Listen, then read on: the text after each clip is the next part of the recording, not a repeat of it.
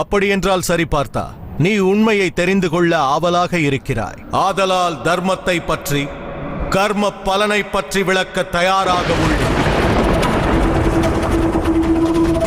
தர்மத்தில் ஒளிந்திருக்கும் மர்மத்தை பற்றி நான் விளக்குகிறேன் பார்த்தா. இன்று நான் உனக்கு விளக்கப் போவது, இனி வரவிருக்கும் காலத்தில் மானிடர்கள் அனைவருக்கும் தீர்க்க தரிசனமாக திகழப் போகிறது. மானிடர்களுக்கு வழிகாட்டியாக, ஒரு சாரதியாக இருக்கப் போகிறது.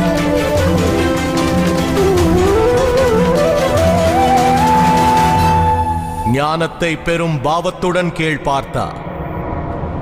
இந்த ஞானத்தை நான் உனக்கு அர்ப்பணிக்க தீர்மானித்து விட்டேன். யதா யதா தர்மஸ்ய